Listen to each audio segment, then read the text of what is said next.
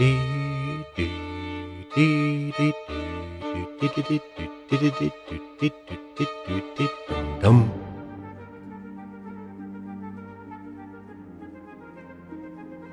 why, hello there. Welcome to another DM Masterclass. Today, I want to talk about tension in games. Now, if story, along with art and production, forms the thematic immersion that you experience when playing a game, then tension through gameplay mechanics is its flip side and needs to be present in equal amounts. After all, too much story and not enough tension means less investment in playing the game. You might as well be reading a book for all the good that your actions mean in the game. The same effect occurs when you homebrew your game to a point of eliminating all difficulty, because this also removes all tension. So let's discuss tension. And in order to do so, I have to preface by mentioning something called incentivized design. It is the principle of baking in levers, or sticks and carrots if you will, into your game design in order to motivate the player to notice your game in the first instance, but more importantly, keep coming back by knowing what to do and what not to do in order to win or have a satisfying experience. Now, the general incentive of games is actually pretty simple. Playing with your friends is fun, period.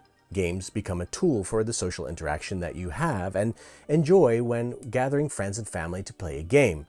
It is a safe, carefree environment where the game ends when we step back into reality. However, within this time span of playing a game, there are challenges that need to be overcome. And this tension between facing a challenge and overcoming it is what we call incentivized design. Solo play distills this principle even further when the social element of playing with your friends is removed and fun is focused more on the actual game itself. It also becomes more apparent what the tension and challenge principles are within a game and the incentives in a design. Now, games generally belong to one of three families, depending on what type of experience the designer is aiming for: thematic, mechanical, or social. We already dealt with the social family of games in that the incentive is overwhelmingly about the players enjoying each other, so let's skip those for now. Mechanical games often have an economic or victory point incentive. Baked into them is a growing tension that creates the competitive challenge to do better than the other players, real or simulated, as in certain solo modes. You start with nothing and you grow your resources and abilities until a point where you meet the goal, like accumulating a certain amount of points or outperforming the other players. Thematic games, especially the adventure game genre, revolve around each player protecting their character, staying alive when set upon by enemies or an environment that is trying to kill them. Quite often, in order to do so, you explore unknown locations and attack the inhabitants first, hence the term murder hobo. Now, let's focus on the adventure games for a second, because your avatar in the game is a character. Your whole entry point into that game is through that character. And when that entry point is taken away because your character dies, it signals the end of the adventure. It means everything. And this existential threat to not only your character but your viewpoint into the adventure is offset by being in a group of other people. This is why adventure games are often cooperative and not competitive. Remove that group element, however, and going into an adventure by yourself becomes even deadlier, and thus more focused on combat to raise the tension even more. This explains why combat is the main focus in so many solo adventure games. Combat is the main way to create a threatening enough challenge, which translates into excellent game tension. At the same time, there are diminishing returns on actual roleplay or social interactions because these have to be simulated because you're all by yourself. There are, after all, no other people around the table to perform these actions with. This creates a tension void, if you will, where something else needs to step in, aka combat. Now, adventure games are board games that get their inspiration from RPGs. RPGs historically come from war games. Also in RPGs, you can simulate social encounters and intellectual puzzles and obstacles, but you cannot simulate combat.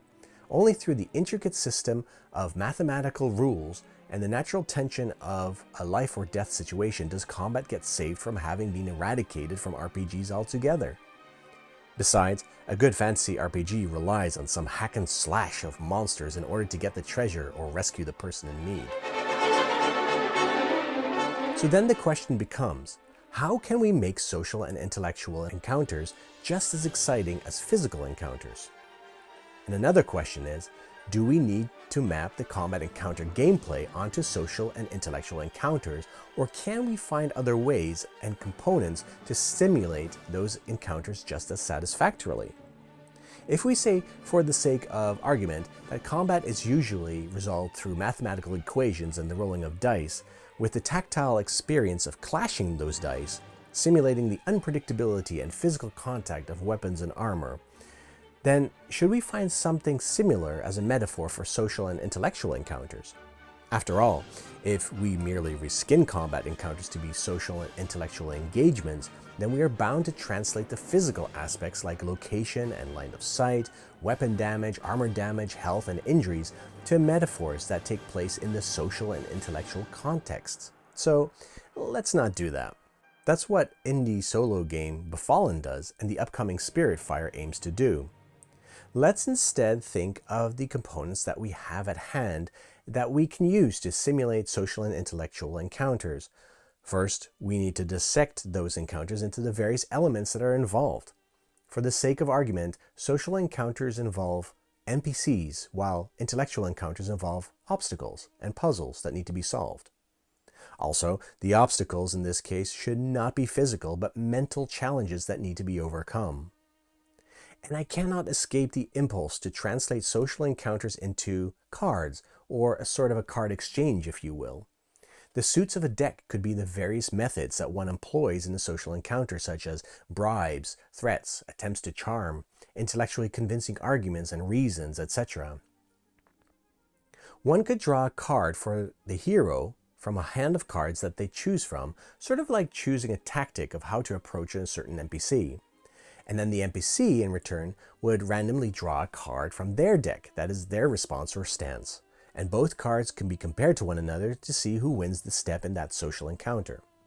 And just like a common encounter would have a number of rounds in which back and forth blows are dealt, a social encounter could also have a number of rounds in which cards are drawn to see who gains the upper hand during that exchange. And in this respect, visualizing going up or down a bar, like what's used in Tainted Grail, for instance, with diplomacy, is perhaps a solid method to see who wins the social encounter. Now, for the intellectual effort of solving a mystery or working your way through a trap or obstacle mentally, I am inclined to use the third type of component in games, namely the token or chip draw from a bag. Different mini-maps or grids and symbolic layouts of nodes on those grids could be used to put the tokens or chips on it in such a fashion that when completed, the mystery or obstacle is resolved. If too many chips are drawn or the chips run out, the mystery is not solved. This would require having a series of abstract maps or grids with nodes on them that represent various situations, and perhaps a series of constellations shaped like the items that are involved in the investigation would be appropriate as well. Now here too, the hero character would have to employ skills in order to manipulate either the state of the grid or the drawing of tokens from the bag. Now I think that dice for physical and cards for social, and token draws from a bag for mental and intellectual encounters might be the way forward in simulating the three types of encounters with appropriately distinctive tension for each one of those. But what do you think? Do you think that dice are the way forward for all of these type of encounters? Or am I sort of on the right path? Or maybe there's a third option that I haven't even thought of. Leave your comments below, and I'm interested in hearing how we can create and resolve tension in encounters in adventure games. And until then, keep exploring.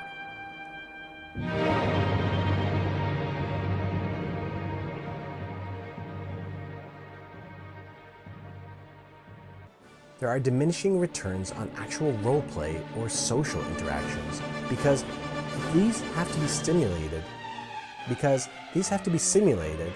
because you're all by yourself. Scrap that.